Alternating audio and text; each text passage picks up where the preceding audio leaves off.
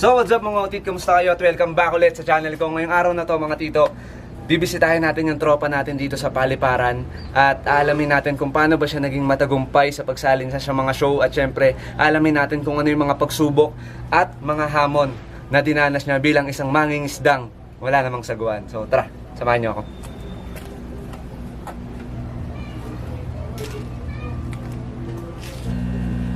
Dito po ba si Jomar Lanzaderas?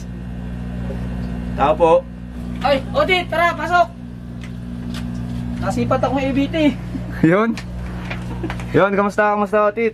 Buti naman, medyo kakaan na sa trabaho. Mukhang nagkakaling ka ngayon ah. Oo.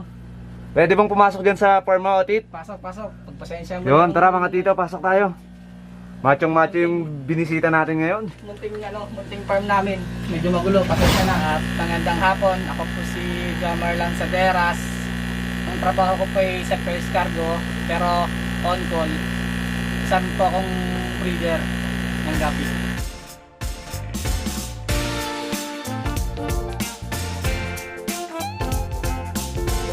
Ano ba yung mga isdang makikita dito sa farm mo? Ano yung mga strain ng gabi na makikita dito? Meron akong ABT, fry ng lasuli, HBP, at saka double sword.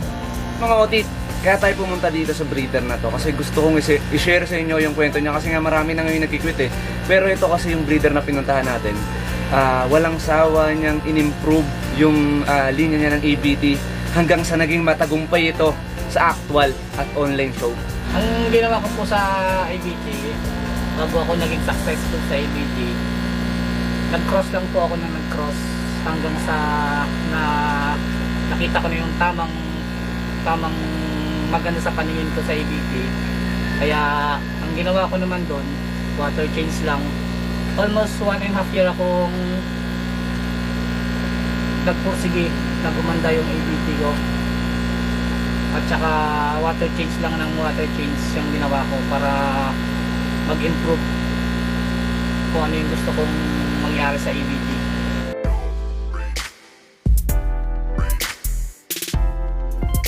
Ito po yung project ko sa ABT. Third batch ng cross ko, tsaka second batch na nag-anak ng champion. Pero patuloy pa rin po akong nag-cross ng ABT hanggang ngayon para makita ko yung kaibahan sa mga nauna kong cross. Ito po yung patuloy akong cross, tapos sila yung same batch lang sila. Pero sa tingin nyo dito sa kabila medyo malaki dahil na-maximize nila yung tank, pero parehas lang yan sila. Mas maganda talaga pag naka-ratchoy ka ng mga alaga mo sa isang tank, may capacity para hindi mabansot. Ito pa yung isa kong cross na ABT. Sa pagsakaling bumisita kayo rito o pumasya kayo rito, halos lahat ng alaga ko talaga ABT na patuloy ko pa rin i-improve sa pagkukross.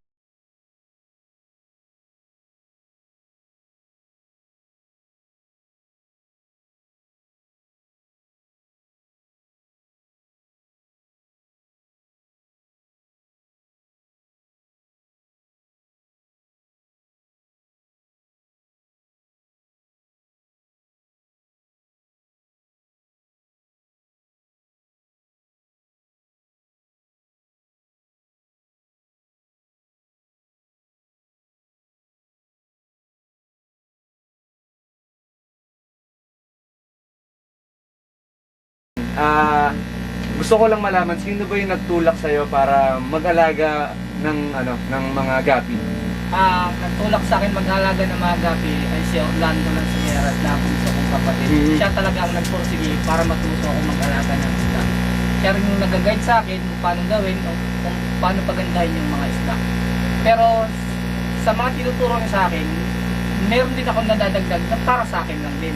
Para ma-improve ko rin lalo yung mga isda ko na hindi niya akalain na ginagagawa ko. Kaya minsan pag pinapakita ko yung isda na tinuturo na nagawa ko, namamangha siya. Kumbaga gusto mong gawin yung pag-groom mo sa sarili mong style. Sa sarili kong isda. Pero yun, Otit, paano ka ba mag-groom ng isda?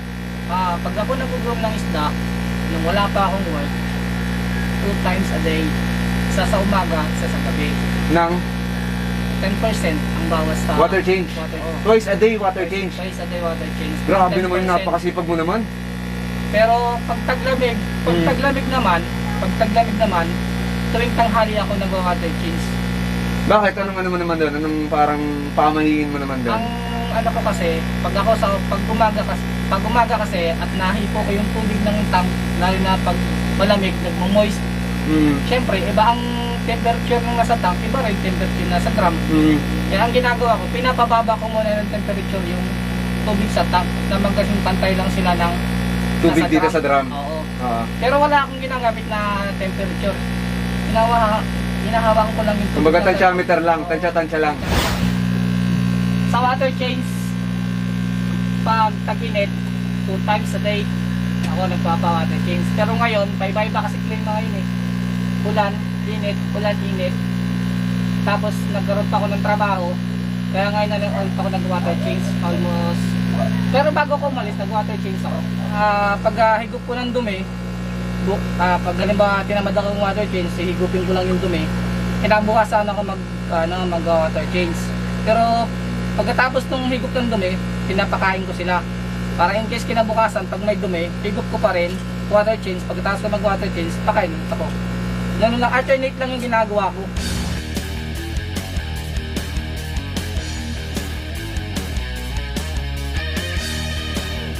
Ano ang malaking sekreto dito sa farm mo para mapaganda yung isda mo? Water change at saka quality ng tubig. Dahil last year na naubos ako. Kung naubos, mga 10% na lang nagtira dahil sa tubig na nagtaas ng chlorine. So dumating pala sa punto na dito sa farm mo, na-wash out yung isda mo? Oo, na-wash out. Nagsimulang bumangon ulit? Doon sa natirang 10%, pinaganda ko. Tapos simula nun, ginamitan ko na ng aerator yung mga stock water ko. Mula nun, Nagtuloy-tuloy na ulit? tuloy na ulit. Hanggang naparami. Yun, hanggang sa nag-second phase, champion, pinadad ng mag-champion. Pero nung mga panahon na sinusubukan ng panahon, ano yung mga naisip mo na Noti? Siguro mga 2 trio, 3 trio na lang natira sa'yo nun. Ano yung mga naisip mo nun, yung mga panahon na yun?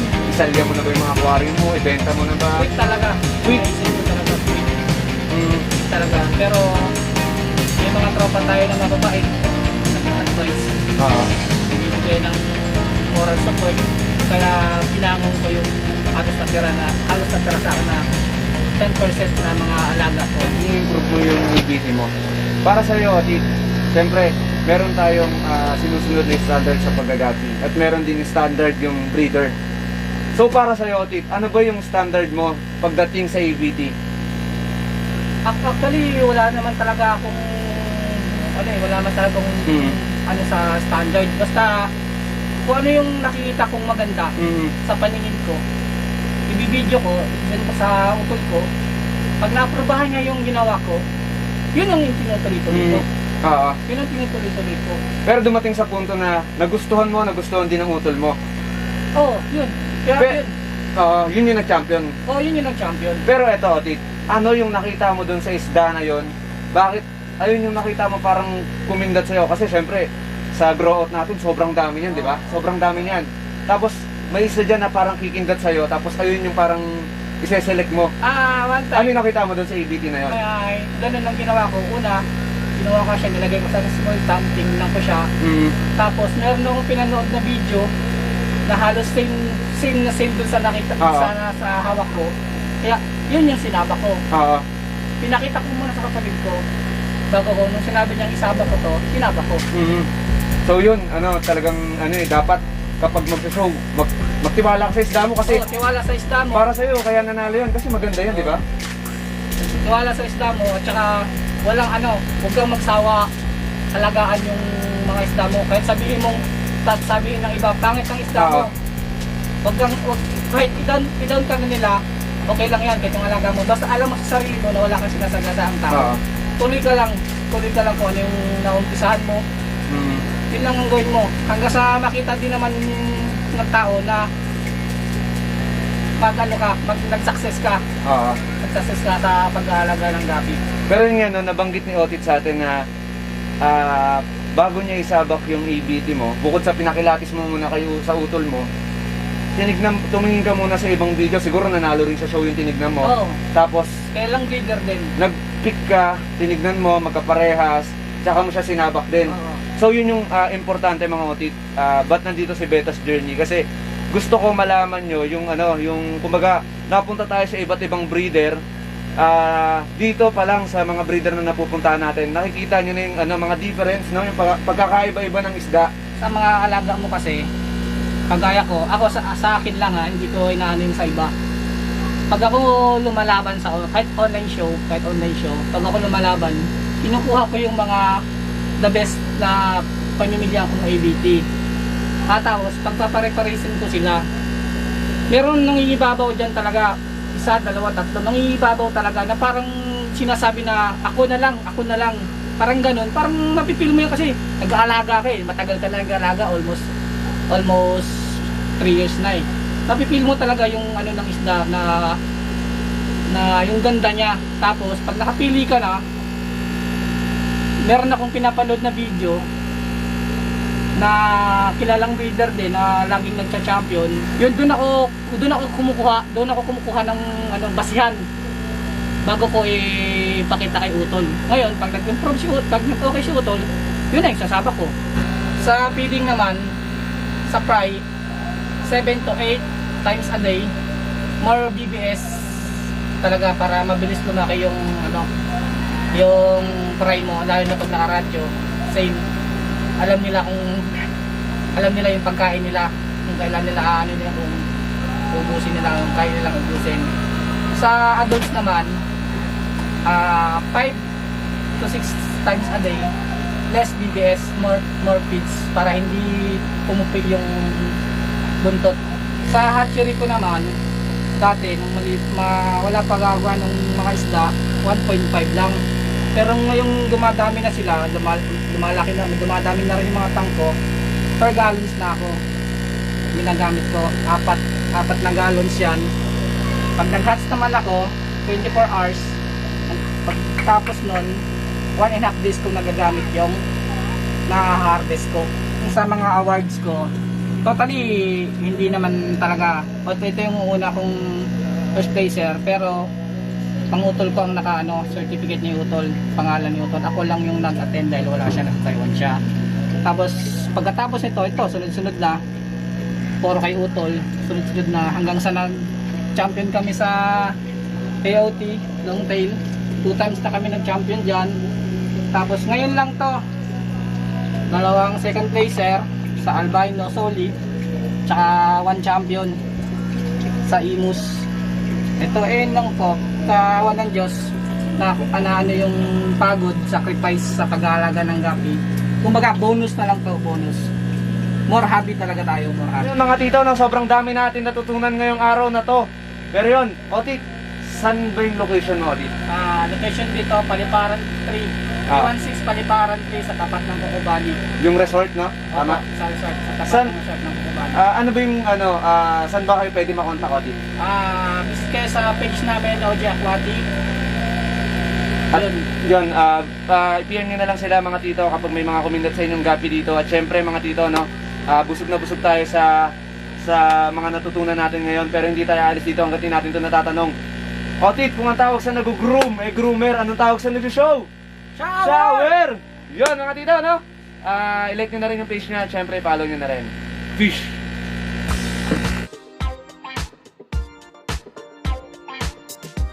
Kasama natin si Clark Dumlao, mga tito. Ayan o, pinaka-macho. Ang dilim mo dyan, boss, Hindi, normal talaga yan. Maitim talaga ako. Sa personal. Baka akala kasi nila yung mga nakarang video natin ang puti-puti mo, no? Pero ito pala talaga. Ito talaga yung totoong kulay. Kasama natin yan. Hindi. Cut to, cut. Ano yun?